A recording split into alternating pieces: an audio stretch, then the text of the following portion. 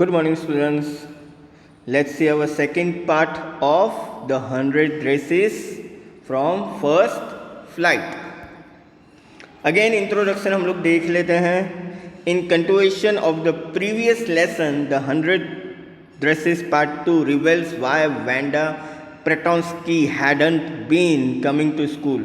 तो previous part में हमने देखा था द 100 ड्रेसेस 1 में कि वेंडा जो थी वो स्कूल नहीं आती है. तो अब यहाँ पे मालूम चलेगा कि एक्चुअली में वो स्कूल क्यों नहीं आती है. The Petronski family decided to move to a big city where no one would care about their unfamiliar name. तो प्रेटोन्स्की फैमिली जो है वो डिसाइड करती है कि वो बिग सिटी में जो है मूव हो जाएगी. ताकि क्योंकि यहाँ पे कोई भी जो है उनकी केयर नहीं करता है और सब जो है उनके नाम से अनफेमिलियर है और उनके नाम का जो है मजाक उड़ाया करते थे. On hearing the note, Maddie and Peggy got enthusiastic as they realized that they would never get a chance for making amends for all the trusting they had done. तो जब वो नोट जब सुनते हैं, यानी कि लेसन में जो है कि वेंडा प्रेटोन्स्की जो है उनके फादर जो एक लेटर लिखते हैं मिस मेशन को, तो उसमें उन्होंने लिखा होता है कि वो जो है बिग सिटी में मूव कर रहे हैं और वो आज के बाद वो जो है उनकी जो डॉटर जो है वो नहीं आएगी स्कूल. तो ये सब सुनने के बाद जो मैडी और पैगी जो हैं अब उनको जो चांस नहीं मिलेगा कि वो किस तरह से उसका मजाक उड़ा सके, किस तरह से उसको तंग कर सके, किस तरह से जो उसके ऊपर जोक बना सके. Both the girls gate revolved only on learning that Wanda liked them and had dedicated one of the 100 dresses to each one of them. तो दोनों लड़कियां जो है उनको ये रियलाइज़ होता है, उनको मालूम चलता है कि वेंडा जो है उनको लाइक करती थी और जो 100 ड्रेसेस जो है वो उसने उन दोनों को डेडिकेट किया हुआ था. Everyone was having a look at the amazing drawing Wanda had drawn and admiring it when the monitor of the class brought a piece of note for Miss Mason. Miss Mason read that note multiple times as she couldn't believe what was written in it. Finally, she decided to gather the class to read it loud and clear. It was a letter from Wanda Pretonsky's father, Dad. She silent for a while, which created tension in the minds of her students. She adjusted her spectacles, which made it clear how important that note is. She began reading it and everyone listened carefully. तो हर एक जना जो है Wanda की drawing देख के बहुत खुश हो रहा था. अमेजिंग ड्राइंग बनाई थी उन्होंने और हर एक जना जो है एडमायर कर रहा था उन्हें. मॉनिटर जो है सडनली एक पीस ऑफ नोट लेके आया मिस मेसन के लिए. मिस मेसन ने उस नोट को जो मल्टीपल टाइम्स जो है रीड किया, लेकिन उन्हें बिलीव नहीं हो रहा था कि उस नोट के अंदर लिखा क्या है. तो उन्होंने डिसाइड किया फाइनली कि वो जो है क्लास में इसको लाउडली और क्लियरली जो है वो रीड करेंगी. वो लेटर जो है वेंडा प्रेटोन्स्की के फादर ने लिखा था और वो लेटर रीड करने से पहले जो है बिल्कुल क्लास में एक साइलेंस सा जो है माहौल बन गया था, क्योंकि हर एक स्टूडेंट के माइंड में जो है टेंशन आ चुका था. वो तो फिर उन्होंने क्या किया, मिस मेसन ने जो अपने चश्मा जो है उसको साफ़ किया ताकि वो उस नोट को जो है क्लियरली रीड कर सके. और उसके बाद जो है उन्होंने रीड करना स्टार्ट किया और जितने भी जने जो थे वो शांति से सुन रहे थे. The letter began with a salutation to Miss Mason. Wenda's father conveyed his attention of not sending both of his children, Wanda and Jack, to school anymore. He mentioned that they were shifting to another city, a big one where no one would care enough about their strange name, a big city with a lot of people having weird names. तो miss mason जो है वो letter की जो beginning हुई वो उनको संबोधित करके हुई और उसमें उनके फादर ने ये लिखा कि आज के बाद जो है उनके दोनों बच्चे वेंडा और जैक जो है वो स्कूल नहीं आएंगे। उन्होंने एक कोई चीज़ मेंशन की कि वो जो है दूसरी सिटी, बिग सिटी में जो है वो शिफ्ट हो रहे हैं। क्योंकि जहाँ पे अभी वो थे वहाँ पे जो है हर कोई जो है उनके नाम का मजाक बना रहा था और उनको जो है उनकी डॉटर जो है उसको तंग करता था। और बिग सिटी में क्या होगा, हर एक का जो नाम होगा वो कैसा होगा, वर्ड होगा, यानी कि सबके नाम बहुत ही अजीब व गरीब होंगे, तो ताकि उन्हें किसी तरह का कोई टेंशन नहीं हो। क्योंकि यहाँ पे जब वो थे तो उनके नामों को लेके वो मजाक बनाया करते थे और वो उन्हें अच्छा नहीं लगता था। After hearing what was there in that letter, everyone was left speechless. Miss Mason too was stunned, and thus she cleaned her glasses, wore them again, and spoke to the class in a low voice. She conveyed her disappointment to the class and asked them to ensure her that nothing was done purposefully to hurt Wanda. She gave the children benefit of doubt that everything they did was done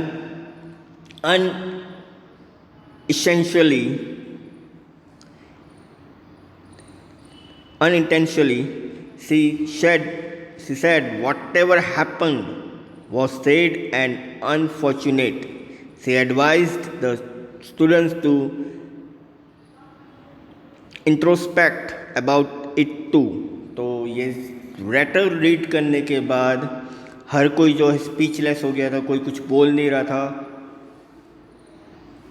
miss mason जो थी वो भी shocked हो गई थी। उन्होंने फिर अपने चश्मे को वापस से क्लीन किया, वापस उन्होंने उस चश्मे को पहना और उसके बाद उन्होंने अपनी धीमी आवाज़ में उन्होंने क्लास को बोला कि जो भी चीज़ उस लड़की के संग हुई है उससे वो डिसअपॉइंट है पूरी क्लास को लेकर, और जो भी चीज़ उसके संग की गई है वो पर्पसफुली नहीं था, उसको हर्ट करना पर्पसफुली नहीं था, यानी कि जानबूझ के उसको हर्ट नहीं किया गया था, वो बाय मिस्टेकली हर्ट हो गया था। और उन्होंने चिल्ड्रन को ये भी बोला कि हो सके तो एक चीज़ और, वो अगर इन केस अगर वो नहीं जाती है सिटी से तो वो जो है अपनी बातों को क्लियर करे कि उनका जो इंटेंशन जो था वो उसके ऊपर नहीं था किसी तरह को लेकर, अनइंटेंशनली वो हो गया। और ये जो सारी चीज़ें हुई वो बहुत ही ख़राब भी थी और दुख भरी भी थी। और उसके बाद फिर उन्होंने एडवाइस किया स्टूडेंट्स को कि वो उसके बारे में सोचे। Everyone began thinking about what was written in that letter and how each one of them made Wanda feel. In the first period, Maddie couldn't concentrate on her studies as she felt sick for not stopping Peggy at the right time. Had she stopped Peggy from playing that dress game with Wanda, things could have been different. Although Maddie never trust met Wanda, but nor did she stop Peggy for doing it, which makes her just as bad or maybe worse. अब हर कोई जो सोचने लगा कि actually में उस letter में लिखा क्या था और वेंडा कैसा फील कर रही होगी, कैसा फील हो रहा होगा उसको। फर्स्ट पीरियड में क्या हुआ कि मैडी जो है वो कॉन्सेंट्रेट नहीं कर पा रही थी अपनी स्टडीज़ को लेकर और वो फिर बीमार हो गई। और उसका रीज़न क्या था? रीज़न ये था कि वो पैगी को उस समय राइट टाइम पे रोक नहीं पाई थी। क्यों नहीं रोक पाई थी? क्योंकि पैगी जो है वो उसकी ड्रेसेस को लेके खेला करती थी, उसकी ड्रेसेस को लेके बहुत कुछ बोला करती थी, उसके नाम को लेके बोला करती थी। अगर ये सारी चीज़ें नहीं होती, अगर उस समय उसको स्टॉप कर दिया होता तो शायद ये सारी चीज़ें नहीं हुई होती। और दूसरा क्या हुआ कि मैडी जो है वो कभी भी उसने वेंडा को जो कभी भी तंग नहीं किया और ना ही वो कभी पैगी को ये चीज़ के लिए रोक पाई कि उसको तंग मत करो। और ये सारी चीज़ें बाद में क्या हो गई, बहुत ही ख़राब भी हो गई और हद से ज़्यादा ख़राब हो गई। सिचुएशन जो थी वो हद से ज़्यादा ख़राब हो गई क्योंकि अब वेंडा जो है वो दूसरी सिटी में रहने के लिए चली गई और अब वो जो है कभी भी लौट के नहीं आएगी। Peggy's intention were never to hurt Wanda and she wasn't aware that her game hurt her feelings. Maddie, on the other hand, was aware of its impact. Yet, She stood silent, which made a coward for not standing against what's wrong. पैगी का intention नहीं था Wanda को hurt करने का, लेकिन और ना ही वो इस चीज़ को लेकर अवेयर थी कि वो जो गेम जो कर रही है, जो भी वॉटेवर जो वो गेम वेंडा के संग खेलती थी उसकी ड्रेस को लेकर, उसकी फीलिंग्स को हर्ट करेगा. मैडी की अगर दूसरे हैंड से बात की जाए तो ये सारी चीज़ों से वो अवेयर थी, उसे मालूम था कि क्या होने वाला है, लेकिन वो फिर भी चुप रही और उसके चुप रहने की वजह से वो जो है कायर की तरह थी, कायर बन गई थी, जो कि स्टैंड नहीं रह पा रही थी कि ये सारी चीज़ें जो उसके संग कर रही हैं सारे गर्ल्स वो गलत है, ऐसा नहीं करना चाहिए, किसी को तंग नहीं करना चाहिए उसकी ड्रेस को लेकर, उसके नाम को लेकर, etc. Filled with guilt and regret, Maddie wished for a chance to apologize to Wanda, hoping Peggy would be thinking about Wanda too. She takes a look at Peg, but she was busy studying. Regardless of what Peggy was thinking, Maddie decided to take some action. She hoped Wanda hadn't yet moved away and she could tell her how sorry she was and appreciate her 100 dresses. तो guilty होने की वजह से और अपनी गलती मानने की वजह से मैडी ने सोचा, विश किया उसने कि एक चांस है कि अभी भी मैं जो है अपनी गलती मान लूँ वेंडा के सामने, और फिर वो होप करने लगी कि पैगी भी शायद ऐसा ही वेंडा के लिए सोच रही होगी. और जैसे ही उसने पैगी के सामने देखा तो पैगी जो है अपनी स्टडी में बिजी थी, और उस हिसाब से जो लग रहा था कि पैगी जो है वो बिल्कुल भी इस बारे में नहीं सोच रही थी. तो मैडी ने डिसाइड किया कि वो कुछ एक्शन उठाएगी, और वो होप कर रही थी कि हो सकता है वेंडा जो है वो अभी भी सिटी से मूव नहीं हुई होगी, तो वो उसको जाके बताएगी, उससे सॉरी कहेगी और उसको अप्रिशिएट करेगी उसके 100 ड्रेसेस को लेकर. That day after the school had ended, Peggy asked Maddie if they could go and check if Wanda has moved or not. Maddie was satisfied at the thought that they both had same plans of apologizing to Wanda. Both of them hurried to Boggins Heights, the place where Wanda lived, in order to find her. During this season, the place was generally wet and the atmosphere was sad and hopeless. तो जैसे ही school ख़त्म हुआ तो पैगी ने Maddie को कहा कि उसे जो है चेक करने के लिए जाना चाहिए कि वेंडा जो है उसने सिटी छोड़ दी है या नहीं. और ये सुनने के बाद मैडी जो है सेटिस्फाइड हुई कि उन दोनों की जो थिंकिंग है वो बिल्कुल सेम है. उन दोनों ने सेम प्लान किया कि वो वेंडा को जो है सॉरी बोलेंगी. फिर दोनों जो है जल्दी जल्दी जो है बोगिन्स हाइट गई जहाँ पे वेंडा पहले रहा करती थी और उसको ढूंढने लगी. और इस सीज़न में जब वो सीज़न जो चालू था तो वो प्लेस जो था थोड़ा सा गीला था और एटमॉस्फेयर जो था वो थोड़ा सा उदास भी था और होपलेस जैसा था. क्यों? क्योंकि शायद ऐसा लग रहा था कि वो जहाँ पे उसे ढूंढने गई है वो वहाँ पे उन्हें मिलेगी नहीं. Peggy tries to comfort herself by mumbling that at least she didn't call her a foreigner because she was an immigrant. Neither did she make her feel different for having an unfamiliar name. She was always in this delusion that Wanda had no idea that those girls were making fun of her. तो पैगी try कर रही थी comfort खुद को feel कराने के लिए, और वो मम्मरिंग यानी कि वो मनी जो है वो बोले जा रही थी धीरे धीरे कि हो सकता है कि वो उसने कभी भी उसको ऐसा फॉरेनर नहीं कहता है क्योंकि वो इमिग्रेट होके आई थी, वो दूसरी जगह से आई हुई थी. और ना ही कभी उसने ऐसा फील किया था उसके नाम को लेके, कभी भी ऐसा कुछ उसने डिफरेंट फील नहीं किया था. लेकिन हाँ, एक इल्यूशन ये भी था कि वेंडा को ये आइडिया नहीं था कि वो लड़कियां जो है उसके पीछे जो उसका मजाक उड़ाया करती थी, उसके नाम का मजाक बनाया करती थी. Above all Wanda is such a great artist too. तो अगर पूरी इस सिचुएशन में सारी बात की जाए तो वेंडा जो है बहुत अच्छी आर्टिस्ट थी।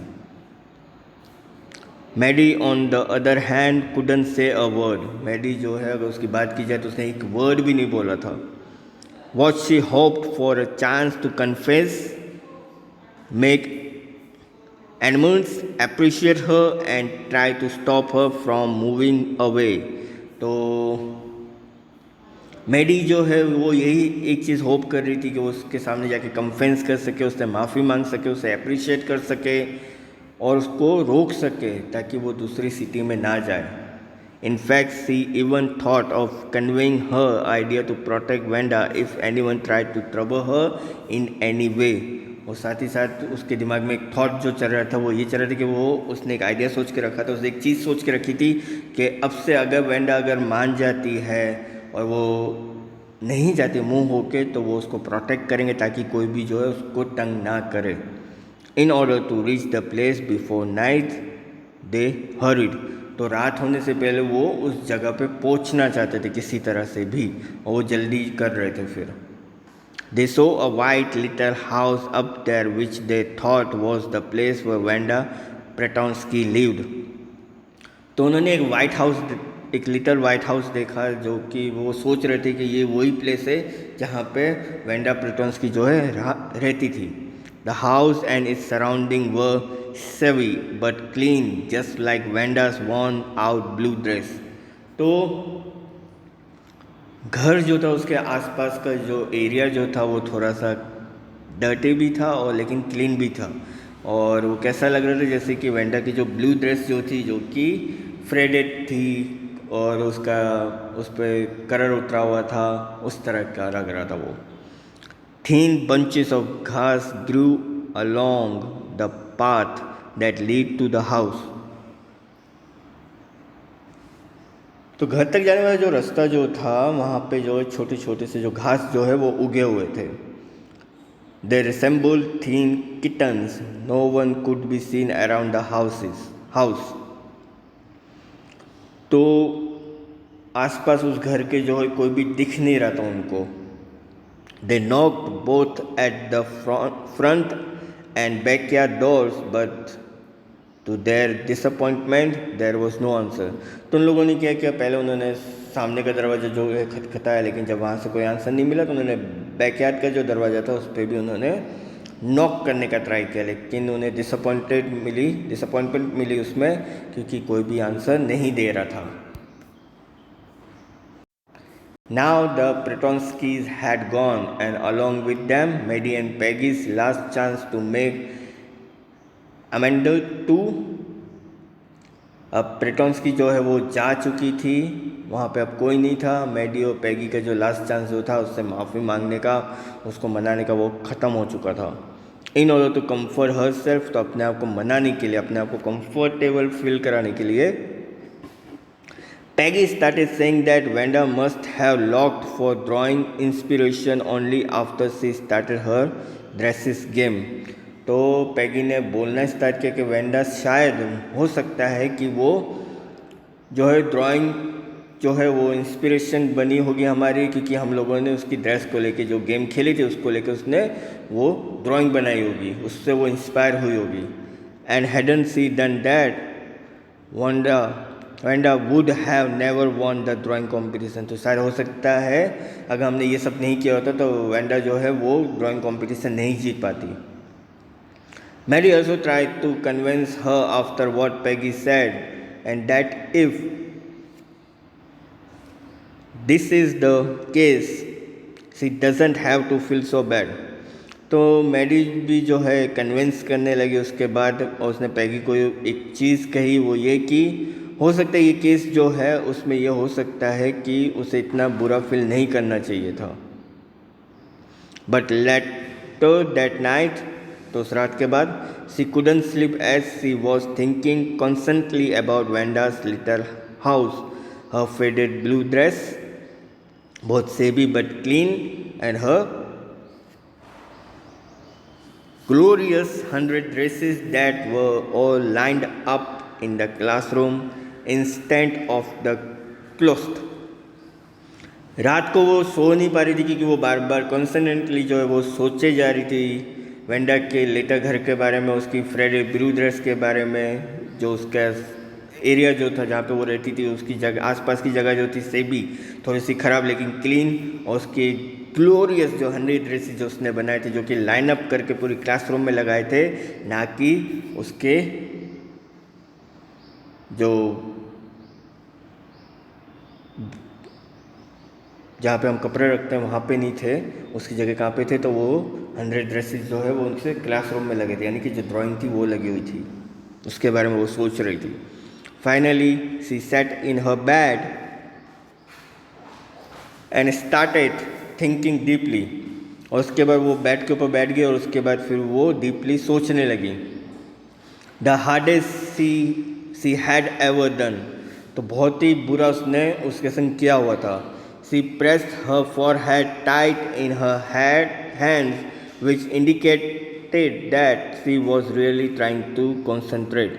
और फिर उसने अपने सर को जो है अपने फॉरहेड को जो अपने हाथों से दबा के रखा हुआ था, और वो ट्राई कर रही थी सारी चीज़ों पे कॉन्सेंट्रेट करने की. After thinking so much and so deeply, she came to a conclusion that she will always stand against the wrongs and will never say anything when she has to. और उसके बाद ज़्यादा सोचा उसने, उस डीपली सोचने के बाद कंक्लूजन पे आई कि आज के बाद जो है वो स्टैंड लेगी जो भी गलत होगा उसको लेकर, और ना ही और फिर वो जो है कभी भी चुप नहीं रहेगी अगर ऐसा कुछ होता है उसको लेकर. She decided that she had never let anyone make fun of others because of their appearance, name, clothes or where they come from. और उसने एक और चीज़ डिसाइड की कि आज के बाद वो कभी भी किसी का भी मजाक नहीं बनाएंगे. ना क्योंकि ना किसी का भी मजाक नहीं बनाया जाएगा, ना कि उसके अपीयरेंस पर, उसके आने पर, उसके नाम पर, उसके कपड़ों पर, और वो कहाँ से बिलोंग करता है उससे भी नहीं. She wouldn't shy to speak up against Peggy.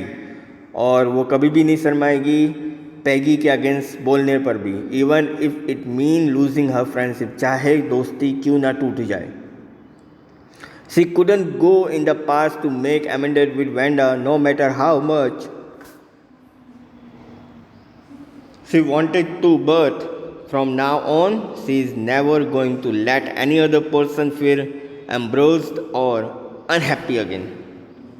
अब वो जो चीज़ें जो है वो पास में जाके बदल नहीं सकती थी वेंडा को लेकर, लेकिन उसने एक और चीज़ सोची कि आज के वो जो हो गया सो हो गया, लेकिन आज के बाद वो कभी भी किसी भी पर्सन को जो है नीचा नहीं दिखाया जाएगा, और अगेन उसको जो है अनहैप्पी नहीं किया जाएगा. उसके कपड़ों को लेकर, उसके नाम को लेकर, उसके अपीयरेंस को लेकर जो है उसका मजाक नहीं उड़ाया जाएगा.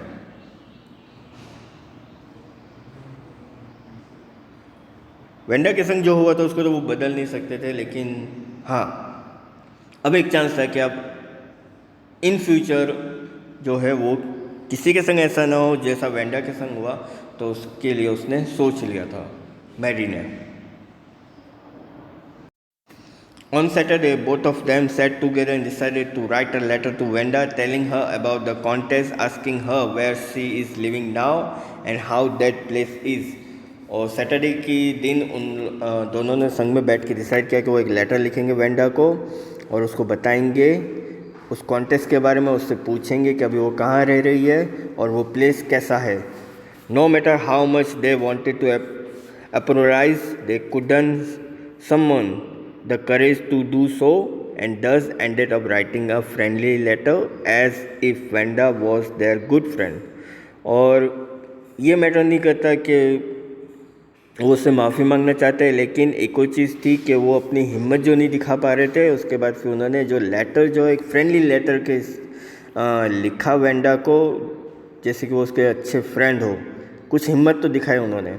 They mailed it to Boggins Heights with please forward written on it because they didn't know her new address. तो बोगिन हाइट्स जो जहाँ पे पहले वेंडा रहती थी वहाँ पे उन्होंने उस लेटर को पोस्ट किया और उसमें उन्होंने लिखा प्लीज़ फॉरवर्ड. क्योंकि वो उसका जो है नया एड्रेस नहीं जानती थी. There was no reply from Wanda, but they didn't also receive the letter back. Thus they concluded that it must have reached Wanda, but she was so upset that she didn't answer. तो जो letter उन्होंने भेजा था वो letter का reply नहीं आया Wanda की तरफ से, और वो लेटर भी वापस रिसीव नहीं हुआ उन्हें। तो उनको ऐसा लगा, उन्होंने ऐसा कंक्लूज़न निकाला कि हो सकता है वो लेटर जो वेंडा के पास पहुंच गया हो और वो बहुत अपसेट होगी, वो उनसे बहुत अपसेट थी, इसलिए उसने कोई आंसर नहीं दिया होगा। They waited for weeks but still no answer. कुछ वीक तक वो वेट करते रहे लेकिन कोई आंसर नहीं मिला। पैगी began to forget about these whole things while Maddie used to make scenarios in her head before sleeping where she defended Wanda. तो पैगी जो है ये सारी चीज़ें भूलकर जो है आगे जाना चाहती थी, लेकिन मैडी ने वो सारा सिनेरियो जो है वो सब कुछ जो है उसे बताया सोने से पहले, और फिर वो वेंडा को डिफेंड करने लगी, यानी कि उसको बचाने लगी। She thought of scenarios where a large group of girls surrounded Wanda and would ask her how many dresses you have got, and as soon as anyone could say more, Wanda would interrupt and say stop, so that all of them could end up ashamed. और फिर वो जो scenario जो थे उसके बारे में सोचने लगी कि जब लार्ज ग्रुप ऑफ गर्ल्स का जो है वो वेंडा को घेर कर खड़ा हो जाता था, उससे पूछते थे कि तुम्हारे पास कितनी ड्रेसेस है, और उसके सामने जो है वो वेंडा क्या कहती थी, वो उन्हें चुप कराने के लिए से उनका मुंह बंद करने के लिए से वो कहती थी चुप हो जाओ, ताकि क्योंकि उसे जो है असेम फीलिंग, यानी उसे शर्म आती थी उस समय कि ऐसा क्यों कहते हैं उसकी ड्रेस को लेकर। It was winter season and there was snow everywhere on the ground. Christmas had come. They decorated their classrooms with bells and a small tree. That day Miss Mason told the students that she had received a letter from Wanda Pretonsky. She is very happy to receive it because now she can stand her the medal too. Winter का season था और चारों तरफ जो है snow थी ground पर, क्यों? क्योंकि क्रिसमस आने वाला था। तो स्टूडेंट्स ने जो है पूरा क्लासरूम जो है वो डेकोरेट किया था बेल्स और स्मॉल ट्री से, और उस दिन मिस मेसन जो है उन्होंने बच्चों को बताया कि उनको जो है वेंडा की तरफ से एक लेटर रिसीव हुआ है, वो बहुत हैप्पी है। क्यों? क्योंकि अब वो जो है उसको मेडल जो है वो पहुंचा पाएंगी, उसको भेज पाएंगी। The letter began in a very friendly tone. Wanda asked how everyone was and that they could keep her 100 dresses because in her new house she has another lot of 100 dresses lined up in her closet. Letter का जो start हुआ उसमें बहुत friendly notes था।